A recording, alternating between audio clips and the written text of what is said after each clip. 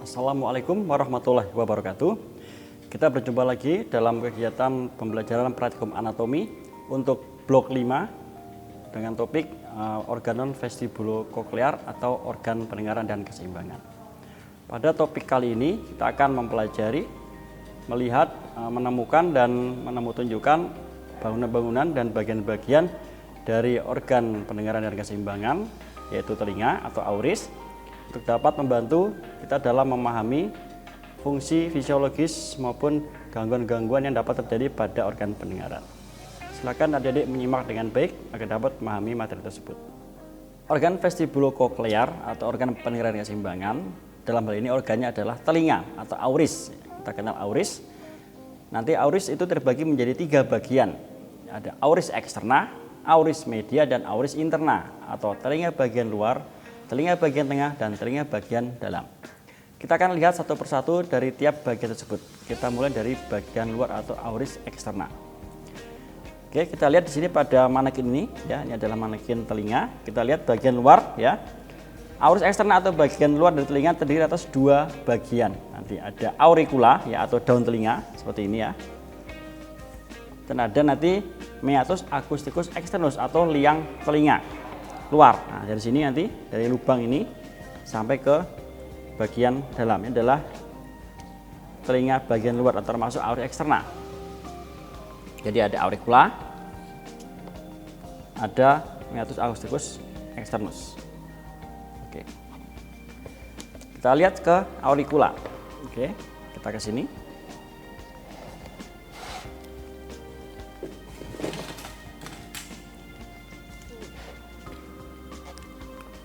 Oke, ini auricula, ya, kita ambil auricula dari kadaver, ya. Ini auricula sebelah kanan, kita lihat, ya. Ini posisinya seperti ini. Di bagian posterior, di bagian anterior, sini bagian arah kranial, ini arah kaudal. Oke, ada ke dalam sana adalah meatus acousticus externus atau liang telinga. Auricula tadi atas jaringan kulit, ya, di luar, dalamnya terdapat jaringan lunak, dapat cartilago, kemudian struktur muskuli, dan sedikit jaringan lemak di situ. Kita lihat bagian-bagian yang nampak dari permukaan pada auricula.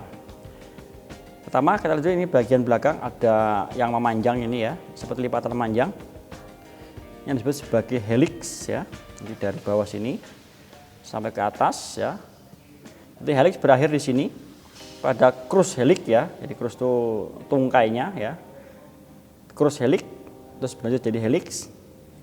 Sebelahnya nanti ada satu lagi namanya anti helix. Kalau ini dari helix, depannya yang memanjang juga namanya anti helix. Nah, dari bawah sini sampai ke atas juga nanti dia bercabang 2, nah, menjadi crura anti helix. Jadi kakinya ada 2, kalau tadi ini 1, ini 2. Nah, di antara 2 crura anti helix nanti ada fossa triangularis, cekungan berbentuk mirip segitiga di situ. Dan di antara helix anti helix nanti ada alur ini yang namanya scapa. Nah, scapa. Nanti helix tadi ke bawah nanti berlanjut dia menjadi, nah ini, ya, di sini. Jadi apa? Menjadi lambangnya lobulus auricula, nah, yang melebar, membesar, menebal lunak itu, ya. Biasa digunakan tempat memasang apa? Anting-anting, ya, pada wanita. Kemudian di atasnya di sini nanti ada tonjolan 2, satu di depan, satu di belakang. Yang depan namanya tragus dan di belakang namanya antitragus. Di antaranya ada cekungan ini namanya incisura intertragica. Dan incisura ke dalam ini ada concha auricula sini, ya, cekungan ini namanya concha auricula. Nanti di atasnya ini, di atasnya crus helix sini ada cekungan juga namanya cimba concha, ya. Jadi concha auricula yang di bawah, yang di atas adalah cimba concha. Oke, kita ulang lagi, ya. Daripada auricula nanti ada bangunan helix. Di bawah berakhir pada lobulus auricula. Di atas dia berakhir pada crus helix. Di anterior helix ada anti helix, ya. Di sini dia berakhir pada crura anti helix di atas, dan di bawah pada antitragus. Nah, ini antitragus, tonjolan ini. Di depannya ada tonjolan juga namanya tragus. Di antara keduanya ada incisura intertragica. Incisura ke arah dalam, ke arah dekat meatus. Nanti di sini ada cekungan namanya concha auricula ya. Di atasnya nanti ada cimba concha. Kemudian di antara helik dan antihelik ada alur seperti ini, seperti sulcus ya, yang disebut sebagai scapa. Itu pada auricula. Kemudian auricula ini nanti dia terdapat beberapa muskul di situ ya, yang dapat menggerakkan auricula ya. Nanti ada musculus auricularis ya, ada yang superior dan posterior. Nanti juga ada musculus di dalam di cartilago auricula. Kemudian disuplai pembuluh darah yang menyuplai dari auricula nanti bersumber dari arteri carotis eksterna ya, yang bercabang pada arteri temporalis superficial, nanti memberi suplai darah ke auricula bagian anterior. Kemudian arteri auricularis posterior nanti memberi suplai darah ke auricula bagian posterior. Jadi sumbernya dari arteri carotis eksterna. Oke, tadi auricula pada kadaver. Nah, di sini pada manekin kita lihat ini bisa lebih besar mungkin ya. Jadi ini sama ya. Ini auricula tadi bagian luar dari telinga ya. Tadi ada ini namanya helik tadi ya, helik. Ada cross heliknya di sini. Dan ke bawah jadi lobulus auricula. Dan tadi ada antihelik ya. Di atas ada dua nanti menjadi cross antihelik. Di antaranya ada fossa triangularis. Ke bawah dia menjadi tonjolan antitragus. Di depan nanti ada tragus, tonjolan juga. Di antaranya ada incisura intertragica. Ke arah sini ada cekungan namanya cimba auricula.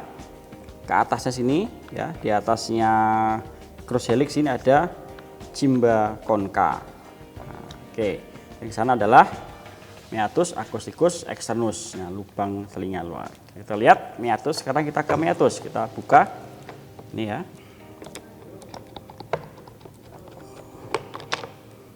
Lihat bagian meatusnya dari sini. Jadi ini meatus acousticus externus atau MAE ya. Adalah saluran telinga bagian luar ya, dari sini, dari pintunya, dari ostiumnya masuk ke dalam ya. Ya, jalannya dia agak naik dan serong ke depan ya. Jadi tidak lurus tapi agak berkelok ya. Dikatakan seperti huruf S, artinya dia tidak lurus sama sekali tapi ada lengkungannya ya. Oke, lengkung, nanti dia berakhir pada membran timpani. Nah, membran timpani juga bisa dikatakan sebagai bagian dari telinga bagian luar, namun bisa juga dikatakan sebagai bagian dari telinga bagian dalam. Oke, ini tadi meatus tadi ya. Kita lihat di sini ya. Jadi ini adalah struktur oseus tulang ya. Ini adalah jaringan kartilago yang biru ini. Jadi terlihat bahwa 2/3 bagian medial dari meatus ini adalah pars osea, artinya dia dindingnya diselubungi atau ditutup oleh tulang. Dan sepertiga bagian luar adalah pars cartilaginea atau dindingnya dikelilingi oleh kartilago atau tulang rawan.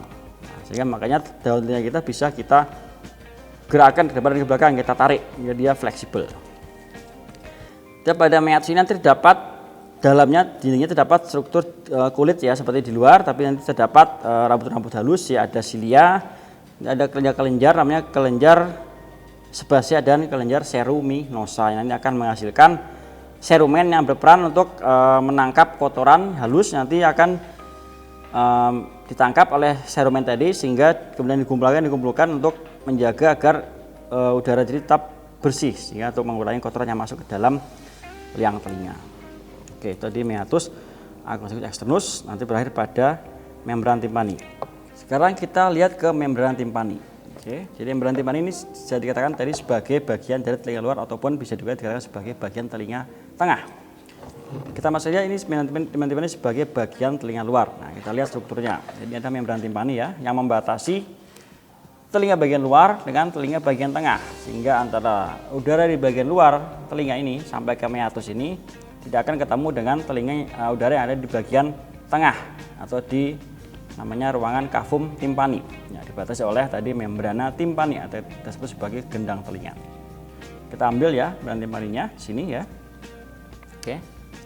Seperti ini membran timpani seperti ini. Atau kalau kita posisinya di sini ya, dia agak miring ya, miring seperti ini ya. Jadi tidak tegak tapi dia agak miring ya ke arah lateral gitu ya. Bagian superior ini miring ke arah lateral. Oke, kita ambil nih. Yang kita ambil membran timpaninya. Kita lihat dari arah arah eksternal, jadi ini arah luar ya, arah luar, ini arah dalam sini. Lihat, nah, nanti ada bagian membran timpani yang dia akan tertarik ke arah dalam sehingga dia permukaannya akan cekung ya. Nah, ini. Sebenarnya nanti di bagian posterior dari membran timpani adalah ada ossicula auditiva atau tulang kecil pendengaran ya. Ada 3, malleus, incus, dan stapes. Yang mana yang malleus ini yang melekat pada membran timpani ya. Jadi pada bagian manubrium malleus-nya inilah manubrium malleus ya, dia melekat pada bagian tengah membran timpani atau pada bagian umbu. Nah, sehingga dia menarik atau menegangkan membran timpani ke arah dalam. Nah, sehingga membran timpani selalu dalam keadaan menegang ya, jadi tegang ya. Jadi seperti seperti gendang gitu ya. Nah, tegang. Makanya dia kalau ada yang mengenainya, membentur atau mengenai bagian luarnya, dia akan menimbulkan getaran yang cukup pada membran timpani sehingga menimbulkan suara. Di bagian eksternal, maka perlekatan dari malleus tadi ini adalah pada bagian yang disebut sebagai umbu.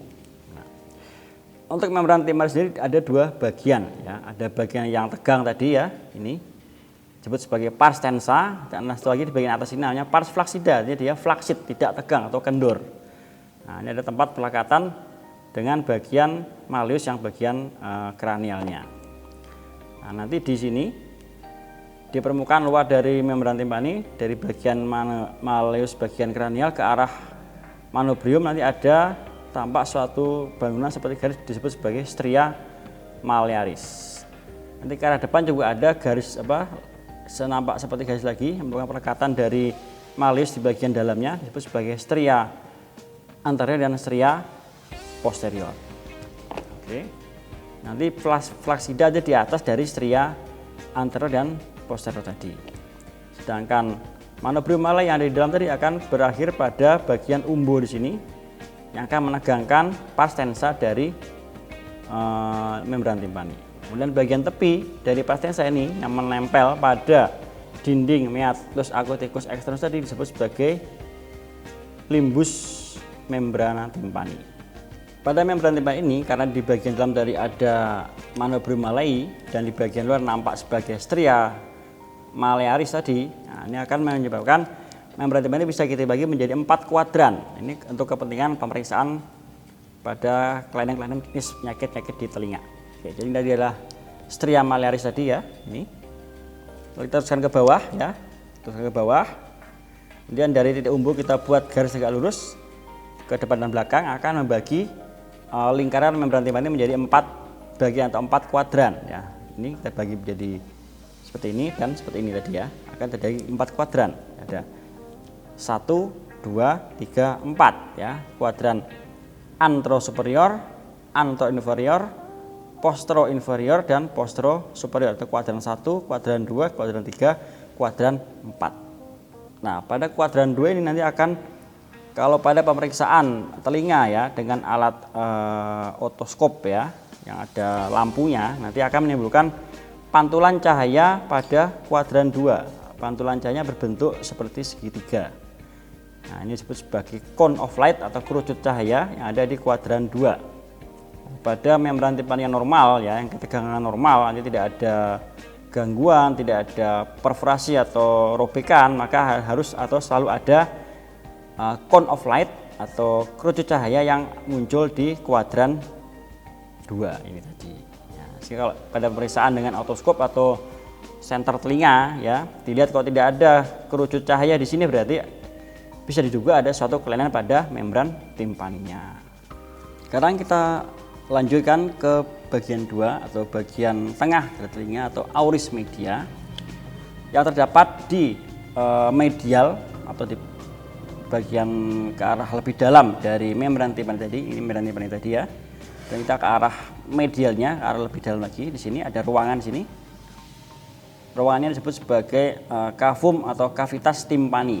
Nah, ruangan ini merupakan komponen utama dari auris media, di mana di dalamnya terdapat beberapa struktur atau bangunan ya yang berperan penting pada proses-proses pendengaran. Ada apa saja di situ, nanti kita lihat. Sini ada yang namanya ossicula auditiva atau tulang pendengaran. Nanti ada 3 ya, ada malleus, ada incus, ada stapes. Nah, ini melekat atau menempel ya, saling menempel ya. Dimulai kita ya dari ini membran timpani tadi ya, ini bagian luar eksterna, ini bagian dalamnya atau ini adalah kavitas timpani di sini. Nah, ini adalah membran timpani tadi yang tertarik ke arah dalam oleh malleus tadi ya. Nah, ini adalah malleus ya. Kita lihat dari arah dalam. Nah, ini os malleus atau tulang pendengaran yang pertama, yang paling lateral, yang melekat langsung pada sisi dalam dari membran timpani. Ini adalah malleus. Kemudian setelah malleus nanti di medialnya ada incus ini ya, incus. Nah, ini ke bawah. Ini di sini bersambung dengan stapes. Nah, stapes nanti berhubungan dengan telinga bagian dalam. Nah, ini stapes ya, yang bentuknya seperti garpu tala ini. Ini nanti dia tersambung pada incus tadi seperti ini. Nah, sini ya, sehingga saling terhubung. Jadi antara membran timpani sampai ke telinga bagian dalam nanti akan terhubung oleh osikula auditif yang saling bersendi atau berartikulasi. Kita lihat satu persatu ya. Ini malleus tadi ya, yang melekat pada membran timpani. Dia punya bagian nanti ada kaputnya di atas ini yang besar ini. Bawahnya ada kolom, kemudian dia punya tonjolan ke depan, berarti processus anterior, dan punya tonjolan ke arah lateral yang menempel ke membran timpani namanya processus lateral. Dan satu tonjolan panjang ke bawah yang disebut sebagai manubrium malae yang nanti menegangkan membran timpani. Ini bagian kaput akan bersih dengan incus. Nanti incusnya bagian kaput juga ya. Nah, dia punya bagian tonjolan ke posterior dan punya satu bagian ke bawah ya, ke inferior, nanti akan berseni dengan stapes. Kranial yang besar tadi disebut sebagai korpusnya ya, kemudian punya 2 krus ya, ada krus yang pendek ini yang ke belakang ya, krus breve, yang ke bawah yang panjang krus longum. Nanti krus longum berakhir pada ini tonjolan kecil namanya processus lenticularis yang nanti bersendi dengan stapes. Kemudian untuk stapesnya yang tadi ya, stapes punya bagian kakinya ada 2 ini ya, sebagai krus stapes ya, ada krusnya 1, 2 ya, atau bersama-sama disebut sebagai crura stapes ya. Dan punya bagian bawah yang menempel pada telinga bagian dalam ini, maka bagian ini disebut sebagai basis stapedis. Oke, nanti akan saling bersendi antara malleus ya, membran timpani, malleus, incus, stapes, kemudian ke telinga dalam nanti pada labyrinthus ya. Nah, pada labyrinthus. Sehingga akan fungsinya tulang-tulang ini adalah menghantarkan getaran suara yang diterima oleh gendang telinga atau membran timpani. Membran timpani bergetar, maka akan menggetarkan malleus, dinambatkan ke incus, dinambatkan ke stapes, stapes dinambatkan ke dalam labyrinthus atau telinga bagian dalam. Kemudian pada osikula ini nanti ada 2 otot penting yang berperan untuk menjaga fungsi dari osikula tersebut ya. Nanti ada 2 otot di sini ya, penting ya. Satu yang melekat pada malleus sini, ini ya, ini pangkalnya ini kecil ini ya, di sini dia. Ini disebut sebagai musculus tensor timpani, dia menarik bagian atas dari manubrium malae ya. Ini nanti akan menyambung ke sini ya. Kita lihat di sini mungkin. Ini ya.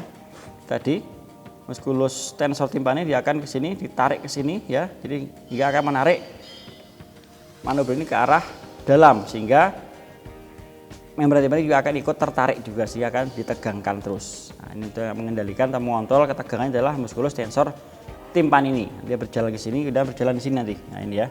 Nah, ini berjalan ke arah medial. Dan setelah lagi nanti ada yang namanya musculus stapedius, dia melekat pada bagian pangkal dari stapes ini. Nah, pada kaput stapes ini nanti dia akan menarik stapes juga sehingga menjaga fungsi atau gerakan dari stapes. Oke. Kemudian tadi osikula ya, ada 3 tadi beserta 2 ototnya. Kemudian nanti tadi sudah disebut ada ruangan cavum timpani. Ruangan ini ada ruangan yang cukup besar ya, dia ada isinya, ada osikula tadi. Juga terdapat saluran keluar atau saluran yang berhubungan dengan bagian tubuh yang lain yang disebut sebagai ini tuba auditiva ini ya. Nah, ini ke arah medial anterior. Nah, anteromedial ini adalah saluran tuba auditiva.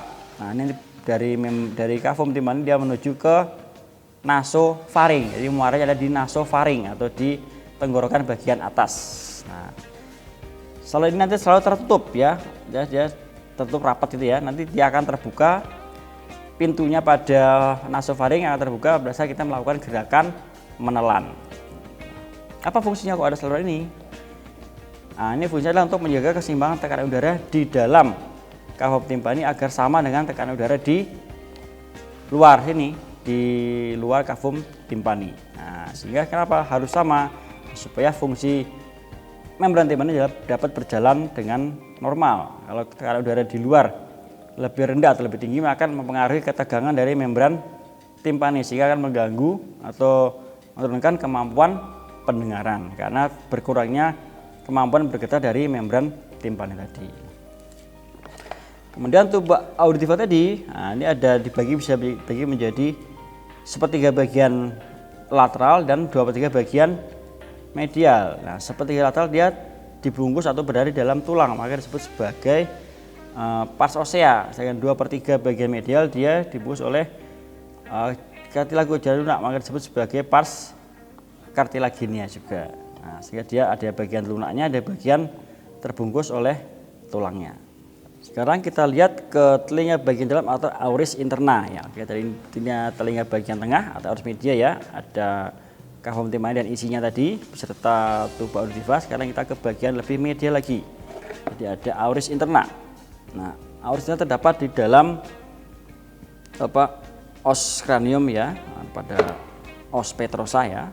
Bagian dari os temporal di sini atau pars petrosa os temporal nanti terdapat struktur telinga bagian dalam atau auris interna, di mana terdiri atas dua komponen yaitu ada labyrinthus osseus dan labyrinthus membranaceus. Nah, jadi labyrinthus osseus adalah rongga-rongga pada tulang kraniumnya. Ini disebut sebagai labyrinthus osseus. Jadi seperti cetakannya gitu ya.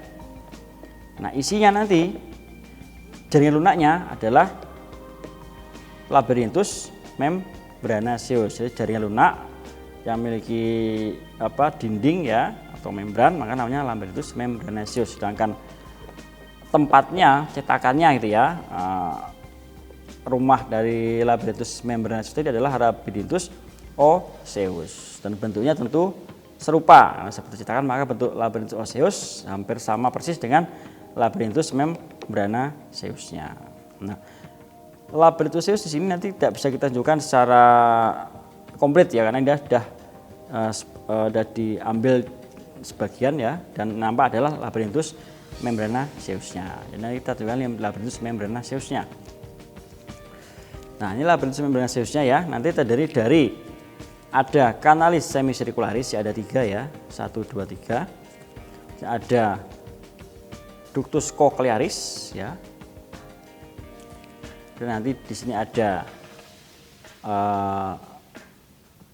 sacculus ya, utriculus ya sini, dan sacculus ya di dalamnya. Dan di sini di bagian pangkal dari kanalis tadi ada ampula kanalis semisirkularis ya. Kemudian nanti kita lihat pada labyrinthus osseusnya juga namanya hampir sama. Kalau di sini adalah ductus semisirkularis, maka di sini adalah kanalis semisirkularisnya. Ya. Ini adalah ductus cochlearis, maka ini adalah kanalis cochlearis. Nah, kalau di sini nanti ada utriculus dan sacculus, maka di sini tempatnya adalah disebut sebagai vestibulum. Nah, itu. Nah, pada vestibulum tadi, ya pada tulang ini, vestibulum tadi ada 2 lubang yang berhubungan dengan telinga bagian tengah tadi. Ada 2, yang satu di atas ini yang ditutup oleh basis tapas ini namanya fenestra vestibuli ya. Kemudian di bawahnya nanti ada yang satu lagi namanya fenestra cochlea. Nah, atau disebut sebagai foramen rotundum karena bundar ya. Lubangnya yang atas ini yang ditutup oleh tapas disebut sebagai fenestra ovale karena lubangnya dia oval. Nah, jadi yang atas disebut sebagai fenestra vestibuli atau foramen ovale, yang bawah fenestra cochlea atau foramen rotundum. Ya, ini yang foramen rotundum atau fenestra cochlea ini ditutup oleh semacam membran yang disebut sebagai membrana tympani secundaria. Kita lihat pada labyrinthus membranosus di sini ya. Jadi labyrinthus membranosusnya ini, kita lihat bagian ini dulu, ductus semicircularis. Ada 3 ya. Ada ductus semicircularis anterior atau superior, kemudian lateral dan posterior. Nah, jadi ada yang arahnya apa? Ke atas ya, superior atau disebut juga sebagai anterior juga bisa. Dan yang arah lateral dan yang di arah posterior. Tiap ductus semicircularis ini punya 2 ujung atau kaki ya, disebut sebagai crus. Nah, crus yang membesar ini, yang melebar disebut sebagai crus ampular. Nah, membentuk ampula ductus semicircularis. Nah, ini disebut sebagai crus ampular. Jadi ductus yang ini, yang superior ini punya 1 crus ampular ya. Kemudian yang belakang dia bergabung nanti dengan krusnya yang posterior, membentuk namanya krus komun.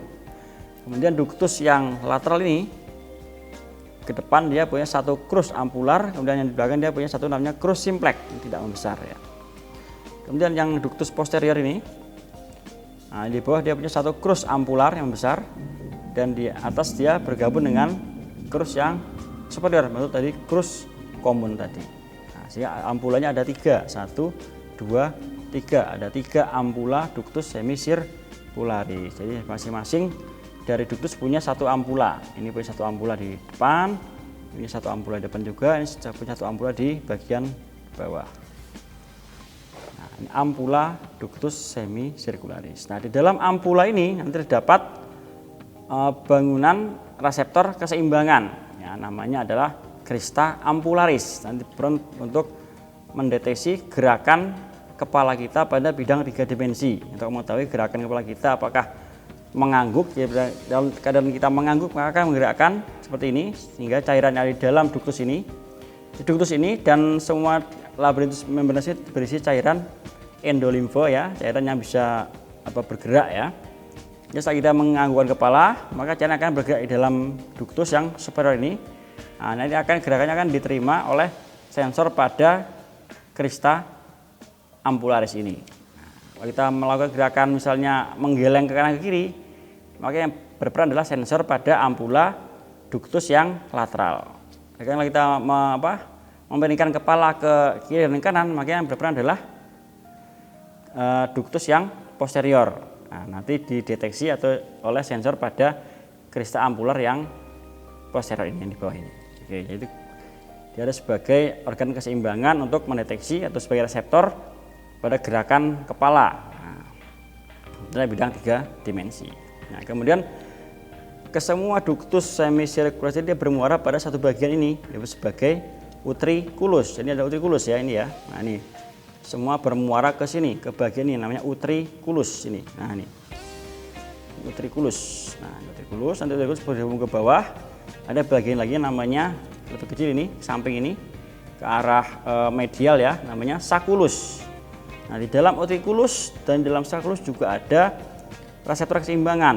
Nah, namanya makula utriculi dan makula sacculi. Nah, ini juga berperan pada gerakan nanti ya, untuk gerakan dinamis. Kita bergerak naik atau turun, maju atau mundur akan ada reseptornya ada di dalam makula utriculi dan makula sacculi.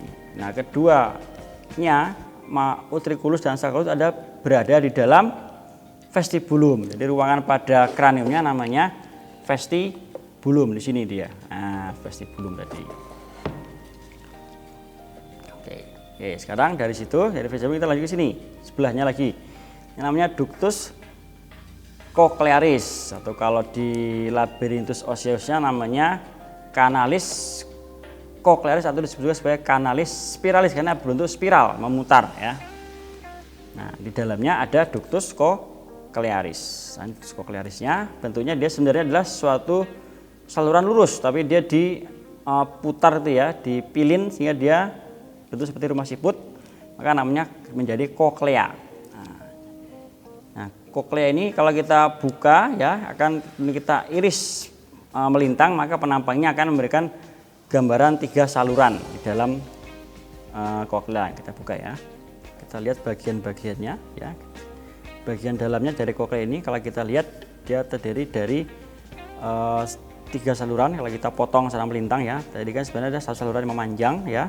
Kalau kita potong dia seperti selang, kita potong maka ada penampangnya seperti ini. Nah, nanti di bagian dalamnya terdapat lagi 3 saluran ya, ada 1 yang hijau ini, 2 yang agak kebiruan, dan 3 yang agak merah itu. Jadi ada yang di atas, di tengah, dan di bawah. Nah, yang atas adalah disebut sebagai skala vestibuli, yang tengah adalah skala media, dan yang paling bawah adalah skala timpani. Nah, skala vestibuli ini ya, nanti dia akan bertemu atau berpangkal pada ini nanti. Nah, ini pada fenestra ovale atau fenestra vestibuli ya, yang ditempeli atau dilekati oleh basis stapes tadi. Ini basis stapes tadi melekat di fenestra ovale atau fenestra vestibuli ya, atau foramen ovale. Nah, ini akan berlanjut nanti di dalamnya akan berlanjut menjadi ini tadi apa? Skala vestibuli yang ada di bagian atas nih. Nah, nanti berlanjut terus berputar ke atas sampai ke ujung atas dari atau akhir dari koklea di sini ya, pada yang namanya helicotrema. Dia akan membalik ke bawah salurannya menjadi yang merah ini namanya skala timpani, berputar terus menjadi skala timpani di bawah ini. Nah, skala timpani nanti akan berakhir pada fenestra koklea. Nah, ini. Nah, ini atau foramen rotundum. Nah, ini. Nah, ini yang ditutupi oleh membran timpani sekunda. Nah, itu ya. Nah, diantaranya ada yang kecil ini, saluran yang kecil yang disebut sebagai skala media. Nah, skala timpani dan skala vestibuli ini kan sebenarnya sama ya.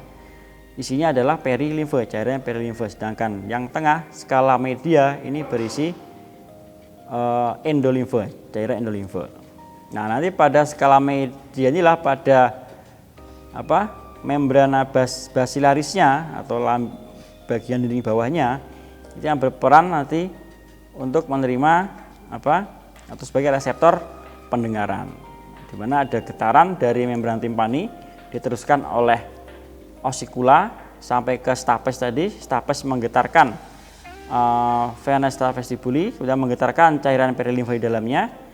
Getaran cairan perilimfe tadi menjalar sepanjang skala vestibuli sampai ke skala timpani. Nah, getaran tadi akan menggetarkan dinding dari skala media. Nah, getaran pada skala media akan menggetarkan bagian membrana atau lamina basilaris dari skala media, di mana di situ ada yang namanya organ corti yang nanti akan berperan sebagai reseptor pendengaran. Nanti akan diantarkan getaran tadi diubah menjadi gelombang listrik di bawah atau diantarkan melalui nervus 8, nervus cranialis ke-8 atau nervus vestibulo-koklear ini yang besar ini ya. Nah, ini ada yang nervus yang koklearis dari koklea, dan satu ya nervus vestibularis dari vestibulum. Nah, ini berjalan bersama-sama, nanti masuk ke cavum cranii di sini melalui porus acusticus internus, dia menuju ke nucleus nervus 8 nanti di truncus cerebri. Nah, sehingga kita bisa mendengar atau memberi persepsi pendengaran apa yang masuk ke dalam telinga kita. Demikian tadi sudah kita sampaikan bangunan-bangunan dan atau struktur yang ada pada auris, baik eksterna, media, interna. Untuk vaskularisasi sudah kita sampaikan tadi. Untuk yang eksterna ya, tadi sudah sampaikan dia berasal dari arteri temporossuperficial dan arteri auricularis posterior. Oke, kemudian untuk yang auris media, cavum timpani, isinya nanti berasal dari cabang-cabang dari arteri karotis interna dan arteri karotis eksterna. Beberapa yang berasal dari karotis interna, beberapa dari arteri karotis eksterna. Misalnya arteri maxillaris, arteri phalange ascendens nanti akan memberi vaskularisasi ke cavum timpani, ke membran timpani, dan bagian lain yang ada di sekitarnya. Untuk auris interna ya, labyrinthus osseus ya dan membranaceius dan bagian-bagiannya nanti berasal dari arteri labyrinthi yang merupakan cabang dari arteri cerebralis inferior, anterior. Untuk inervasi pada auris ya, untuk auris eksterna ya, pada auricula dan meatus, inervasinya berasal dari nervus auriculotemporalis ya. Kemudian untuk motorisnya untuk menggerakkan auricula dan bagian meatus nanti oleh nervus auricularis posterior dan ramus temporalis yang berasal dari cabang nervus ketujuh atau nervus facialis. Untuk auris media di sini ya, membran timpani, kemudian isinya cavum timpani ya, nanti berasal dari cabang nervus 7 yaitu chorda timpani. Di sini kita lihat ya, yang berjalan melintas di belakang dari membran timpani ini adalah cabang dari nervus 7 disebut sebagai chorda timpani ya. Ini dari sana ya, dari medial sana, ini dari sana dia berjalan melintasi membran timpani di bagian medialnya, jalan ke depan ya, nanti bersama dengan musculus stapedus ini, musculus tensor timpani ya, ini musculus tensor timpani tadi, ini diinervasi oleh nervus yang berasal dari cabang nervus mandibularis. Oke. Dan untuk auris yang internal atau bagian dalam, nanti sarafnya ya tadi sudah disampaikan ada nervus 8 ya, ini ya, nervus vestibulocochlearis ya, jadi ada bagian pars cochlearisnya dari cochlea dan pars vestibularisnya dari vestibulum, yang cochlearis untuk menghantarkan reseptor pendengaran, yang vestibularis untuk menghantarkan dari reseptor keseimbangan nanti menuju ke pusat nukleus vestibulocochlearis di trunkus cerebri. Oke, itu untuk inervasi dari auris. Oke.